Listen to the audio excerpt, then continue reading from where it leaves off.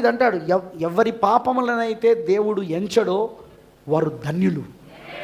ఎవరి గురించి మాట్లాడతాను? దావీదు. మన గురించే, వధువు గురించే, మన గురించే మాట్లాడుతున్నాడు ఆయన. మన పాపమును ఎంచాడు ఆయన. కాబట్టి నీకు ఎప్పుడు గుర్తుంచుకో, ఇతని కంటే నేను ఎక్కువ నీతిమంతుణ్ణి, ఆమె కంటే నేను ఎక్కువ నీతిమంతురాల్ని, వాళ్ళ కుటుంబం కంటే మా కుటుంబం ఎక్కువ నీతిమంతులు, వాళ్ళకంటే మేము ఎక్కువ ప్రార్థన చేస్తాం, వాళ్ళకంటే ఎక్కువ నేను బైబిల్ చదువుతా, వాళ్ళకంటే ఎక్కువ నేను వర్తమానాలు చదువుతా అనకు. రానివ్వకు, ఆ గర్వాన్ని రానివ్వకు, ఆ అహంకారాన్ని రానివ్వకు. ఎందుకంటే ఆయన అహంకారులను ఎదిరించి దీనులకు కృపనిచ్చివాడు. ఆయన అహంకారులను ఎదిరించి దీనులకు కృపనిస్తాడు. దీనుడుగా ఉండడమే దైవత్వం. దీనుడుగా ఉండడమే దైవత్వం. నువ్వెంత తగ్గించుకొని ఉంటే అంత దైవత్వం నీలో కుమ్మరించబడుతుంది, అంత దైవత్వం నీలో శరీరధార అవుతుంది. ఎంత సాత్వికుడిగా నువ్వు మారితే, ఎంత దీనుడిగా నువ్వు మారితే అంత దైవత్వం నీలో రక్తమాంసంలో అవుతుంది. నీ తగ్గింపే, నీ దీనత్వమే, నీ సాత్వికమే నీలో దైవత్వం ఉన్నదని చూపిస్తాను.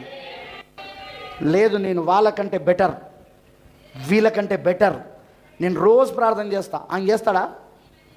నేను రోజు వాక్యం చదువుతా, ఆమె చదువుతుందా? నీకెందుకు ఆమె చదువుతుందా చదవదా అని? వాళ్ళతో వీళ్ళతో ఎవడు పోల్చుకోమన్నాడు నిన్ను? ఎక్కడుంది బైబిల్లో వాళ్ళతో వీళ్ళతో పోల్చుకోమని? ఎందుకు నువ్వు పోల్చుకుంటావు? అసలు నువ్వు చేస్తున్నావు, బైబిల్ చదువుతున్నావు, మంచిది, వర్తమానం చదువుతున్నావు, మంచిది, దేవుని కృపనికి ఇచ్చిండు, చెయ్యి. కానీ వాళ్ళకంటే బెటర్ అని నువ్వు ఎందుకు అనుకుంటాను? వాళ్ళకంటే నేను ఉత్తమమైన వాడిని, వాళ్ళకంటే వాళ్ళ మంచివాడిని, వాళ్ళకంటే నేను నీతిమంతుని ఎందుకు అనుకుంటాను? అది గర్వం అంటారు దాన్ని. పోల్చుకోవద్దు, మర్చిపోవద్దు ఈ విషయాన్ని. ఎప్పుడు నువ్వు ఇతరులతో పోల్చుకొని మనస్సులో గర్వపడకూడదు, గర్వాంధులు కాకూడదు. నేను వాళ్ళకంటే బెటర్, వీళ్ళకంటే బెటర్ అని. ఎప్పుడు ఒకటే అను, నేను బెటర్గా నీ దృష్టిలో ఉన్నానంటే అది నీ కృప. నీ దృష్టి బెటర్గా ఉన్నాను, నీ దృష్టిలో నేను ఉత్తమమైన వాడిగా, ఉత్తమైన దానిగా ఉన్నానంటే అది నీ కృప ప్రభువా, నీ దయ, నీ కనికరం, అది నీ ప్రేమ ప్రభువా అని అనే తప్ప నేను వీళ్ళకంటే వాళ్ళకంటే అని మాత్రం పోల్చుకోకు. అర్థమైందా? ఎందుకంటే మనము అతిశయపడేది ఏమీ లేదన్నాడు పౌలుగా. ప్రభువునందు మాత్రమే అతిశయపడాలా.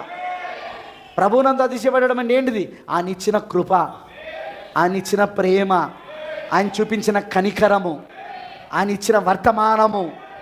అదే ఈరోజు మనల్ని క్రీస్తు వధువుగా ఆయన సింహాసనం పైన పరలోకపు రాణిగా కూర్చోబెడుతుంది. ఇంకా వేరే ఏం లేదు మనకు అర్హతలు. ఆయన కృప, ఆయన ప్రేమ, ఆయన కనికరము, ఆయన దయాదాక్షిణాలే ఈరోజు మన సింహాసనం పైన కూర్చోబెట్టింది. అంతకంటే వేరే ఏం లేదు. వేరే ఏం కాదు. మనం కృపచేత మనం ప్రత్యేకించబడ్డాం. కృపచేత ఎన్నుకోబడడం వలన ప్రత్యేకించబడ్డాం మనం. అదే ఎన్నిక జరగకపోతే మనం అందరిలాగా ఉండేవాళ్ళం. మనం కూడా లోకంలో ఉన్న వాళ్ళందరిలాగా మనం కూడా ఉండేవాళ్ళం. కానీ కృపచేత ఆయన ఎన్నుకున్నాడు కాబట్టే ఈ రోజున మనం వేరు చేయబడ్డాం. ప్రత్యేకించబడి ఏర్పరచబడిన వంశావళిగా, రాజులైన యాజక సమూహముగా, ఏర్పరచబడిన వంశావళిగా, రాజులైన యాజక సమూహముగా, ఆత్మ సంబంధమైన మందిరంగా మనం ఇప్పుడు కట్టబడతానం. మనం ఇదంతా ఆయన ఎన్నిక, ఆయన ఏర్పాటు, ఆయన ముందు నిర్ణయం.